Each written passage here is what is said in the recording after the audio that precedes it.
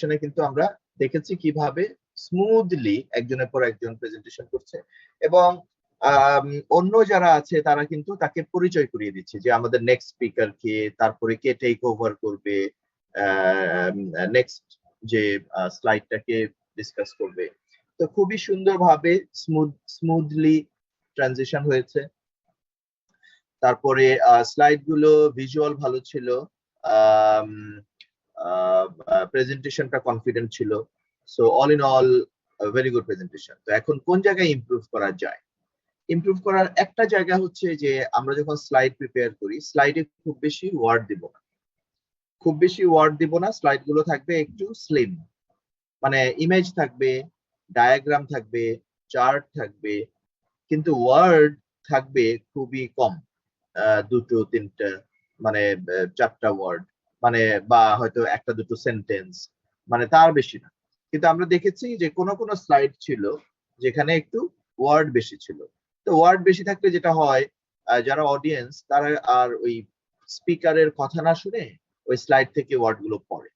তো তাতে করে যেটা হচ্ছে যে you are not drawing attention to yourself, you are letting people get distracted by the words. আমরা অ্যালাউ করছি তাদেরকে যে আমার কথা না শুনে অন্য কিছুতে মন দেয়। তো আমি সেটা কেন দিব? আমি স্লাইডে ওয়ার্ড কম রাখবো, স্লাইডে যে ওয়ার্ড গুলো আছে শুধু কি ওয়ার্ডস তো তোমরা বুঝো না, কি words, right? Yes, sir. Right. So কি ওয়ার্ড গুলো আমরা হয়তো একটা দুটো কোটেশন বা একটা দুটো সেন্টেন্স সেটা আমরা স্লাইডে রাখবো। তো এটা আমরা যদি মাথায় রাখি তাহলে প্রেজেন্টেশন আরো ভালো হবে।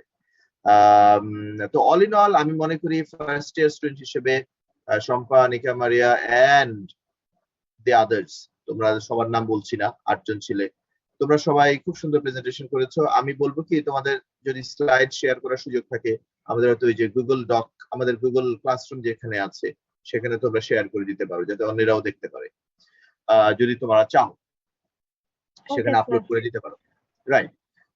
আর ইম্পর্টেন্ট হচ্ছে যে আমি এই প্যান্ডেমিকের মধ্যে যেটা খেয়াল করেছি যে এখন শুরুর দিকে একটু হেজিটেশন লাগতো, কিন্তু এখন দেখছি যে প্রচুর চাকরির ইন্টারভিউ অনলাইনে হচ্ছে।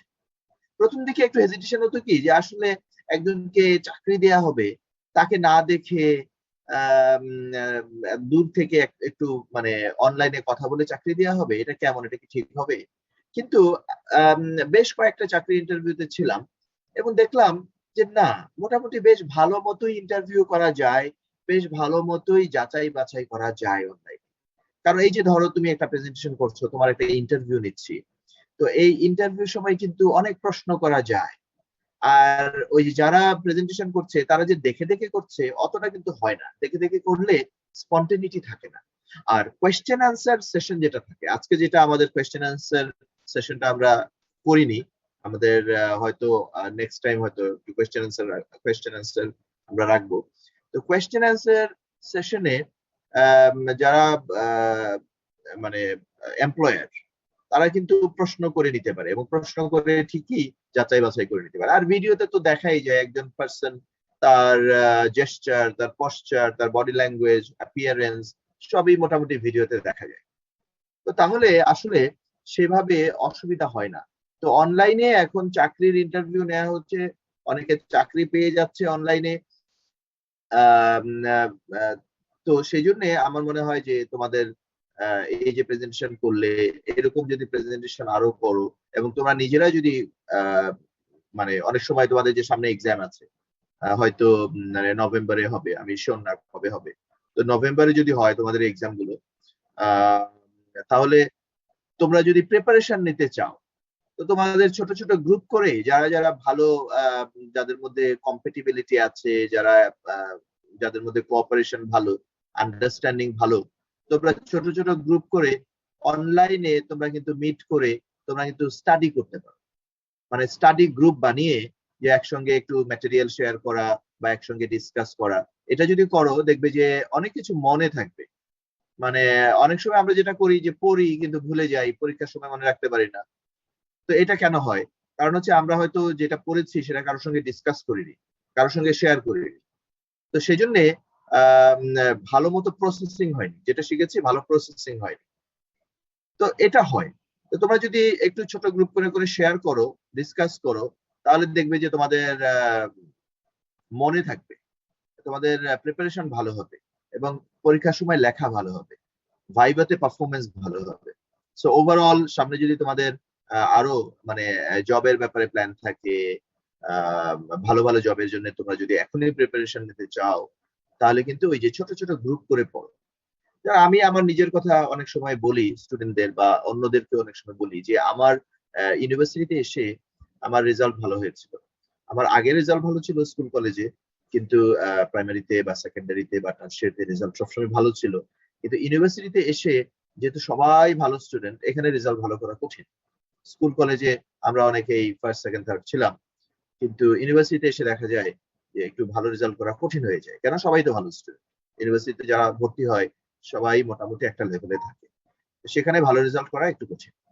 কিন্তু আমার ক্ষেত্রে একটা বিষয় কাজ করেছিল, সেটা হলো যে আমার কিছু ফ্রেন্ড ছিল, ক্লাসমেট ছিল, যারা আমাকে সবসময় বলতো যে চল আমরা একটু এটা করি, আমাদেরকে এটা একটু বুঝিয়ে দিস। অনেক সময় এটাও বলতো যখন দেখতো যে আমি হয়তো অন্যদের চাইতে একটু হয়তো বেটার বুঝি বা ক্লাসটা হয়তো ভালো ফলো করতে পারি, তখন আমাকে বলতো যে মানে এরকম আমাকে অ্যাপ্রোচ করতো উইথ এ রিকোয়েস্ট যে কালকে সন্ধ্যাবেলা একটু আমাদেরকে 2 ঘন্টা সময় দিতে পারবি, যে এই বইটা বা ওই টেক্সটটা ভালো বুঝিনি, এটা একটু মানে যদি ডিসকাস করা যায় একসাথে ভালো হয়।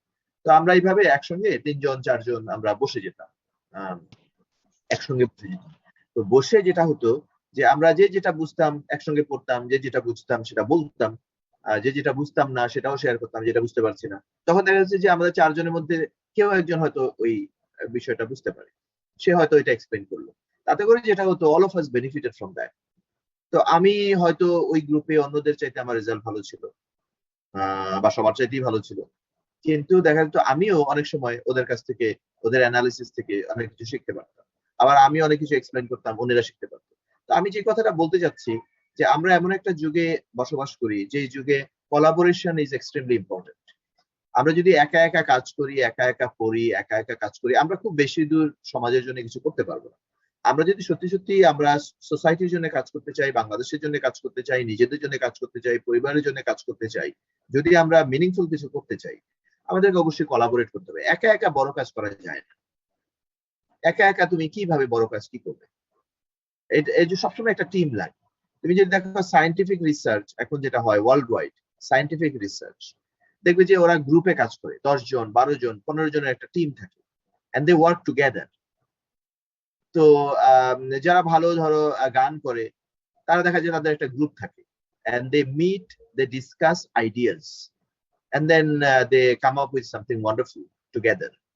যারা মানে একই প্রফেশনে যারা আছে, যারা মুভি বানায়, যারা গান লিখে, যারা কবিতা লিখে, যারা বিজনেস করে, দেখবে বিজনেস, যারা বিজনেসে ভালো করছে, নতুন আপ এন্ড কামিং, তারাও দেখবে যে অন্য আরো অনেকের সঙ্গে মানে কোলাবোরেট করে, একা একা করে।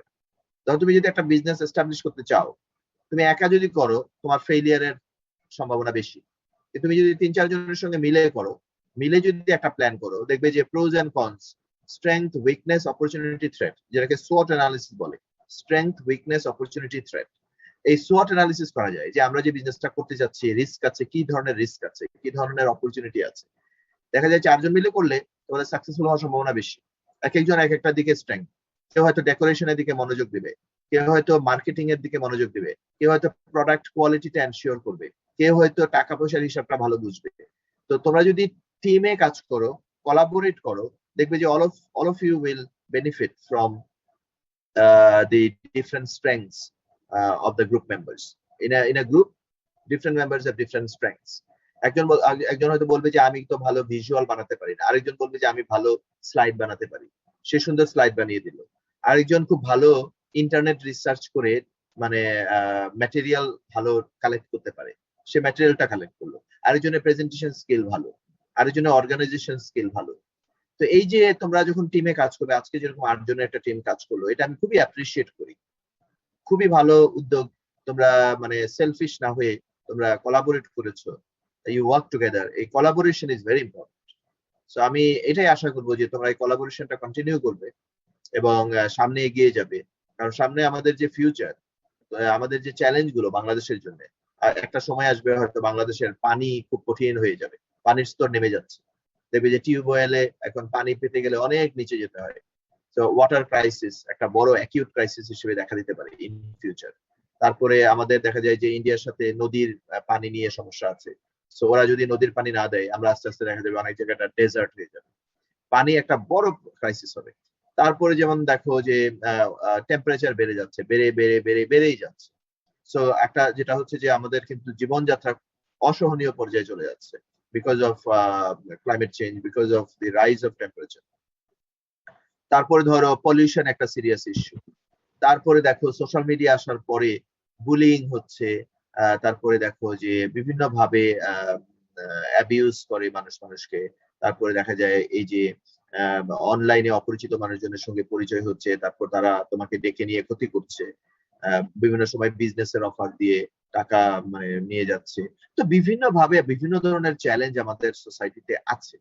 তো এই চ্যালেঞ্জ গুলোতে যদি তোমরা কাজ করতে চাও, চ্যালেঞ্জ গুলো নিয়ে কাজ করতে চাও, তোমরা যদি সোসাইটির জন্য কিছু একটা করতে চাও, সেক্ষেত্রে তোমরা একা একা কিভাবে করবে? তোমাকে অবশ্যই মানে টিম বানাতে হবে। টিম বানিয়ে যে আমরা একসঙ্গে কাজ করব, আমরা একসঙ্গে এটার বিরুদ্ধে একটা অ্যাকশন নিব, আমরা এটার বিরুদ্ধে মানে জনমত গড়ে তুলবো, এটার বিরুদ্ধে আমরা একটা কিছু একটা তৈরি করব, একটা অ্যাপ তৈরি করব বা কিছু। তোমরা জানো, so innovation is extremely important in today's age, and if you form a group, you'll be able to innovate, you'll be able to come up with something new, something meaningful for the society, for people. So এই বিষয়টা আমি বলতে চাচ্ছিলাম। আর ইমপ্রুভমেন্টের দিক থেকে যেটা আমি already বলেছি যে তোমাদের স্লাইডে ওয়ার্ড কমাতে হবে। কারো কারো স্লাইডে ওয়ার্ড অনেক বেশি ছিল, অত বেশি ওয়ার্ড দেওয়া যাবে না। You have to draw attention to yourself. অ্যাটেনশনটা স্লাইডে দেওয়া যাবে না বেশি, স্লাইডে শুধু ভিজুয়াল থাকবে, গ্রাফ, চার্ট, কি ওয়ার্ডস এগুলো থাকবে। আর সো আমি এর বেশি কিছু বলার নেই। আমরা একটু যেটা বলেছিলাম আগের ক্লাসে, একটু স্যাম্পল দেখতে চাই যে অ্যাপ্লিকেশনের স্যাম্পল কেমন হতে পারে, একটু স্যাম্পল দেখে ডিসকাস করতে চাই যে কোনটা ভালো স্যাম্পল, কোনটা হয়তো অত ভালো না। ঠিক আছে, তোমাদের কোনো কোয়েশ্চেন আছে এট দিস পয়েন্ট?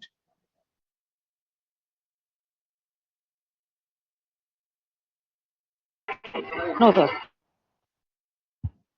আচ্ছা, আমি একটু স্যাম্পল দেখাই। আমার স্টুডেন্ট, ঢাকা ইউনিভার্সিটির স্টুডেন্ট, তারাই লিখেছে। তো আমি একটু স্যাম্পল দেখাই।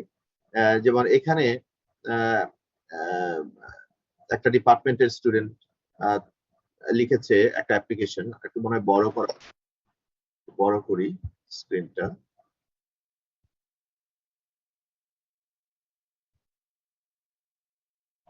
দেখা যাচ্ছে না? অসুবিধা হচ্ছে? Can you see my screen? দেখা যাচ্ছে sir. Yes sir. Okay, good. আচ্ছা, আমি আমার ভিডিওটা অফ রাখি। রাইট। তো দেখো যে স্টুডেন্ট অ্যাপ্লিকেশন লিখেছে, তো অ্যাপ্লিকেশনের টপিকটা হচ্ছে যে তোমার ডিপার্টমেন্টের যে চেয়ারম্যান, চেয়ারপারসন, তাকে লেখো তোমার ডিপার্টমেন্টে কিছু কি করা যায়, কিভাবে ডিপার্টমেন্টের উন্নতি করা যায়, ডিপার্টমেন্টে কি কি অ্যাক্টিভিটি করা যায়, কিছু সাজেশন দিয়ে একটা অ্যাপ্লিকেশন লেখো। তো দেখো কিভাবে লিখেছে। আমি তোমাদের সঙ্গে এটা আবার গুগল ক্লাসে আমি একটু মানে শেয়ার করে দিব পরে। তো এখানে দেখো যে প্রথমে তো অ্যাড্রেস করেছে।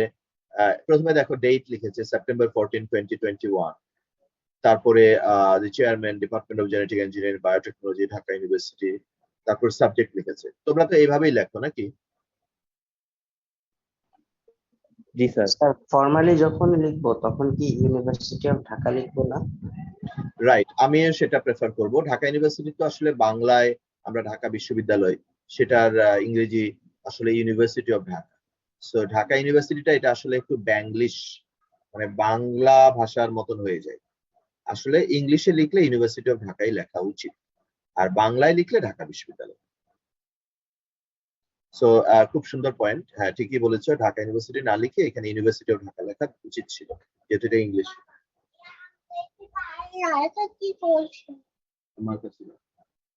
ওকে, সরি।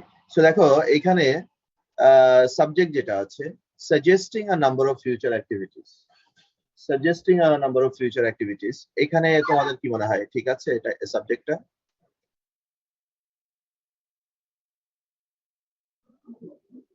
স্যার অ্যাপ্লিকেশনের ক্ষেত্রে একটু কেমন জানি জিরান FPL ফর্মটা for স্যার দিলে কেমন হইতো জানি না? লাগছে স্যার। নাউন নিলে আমার মনে হয় নাউনটা হয়তো একটু বেটার হতো।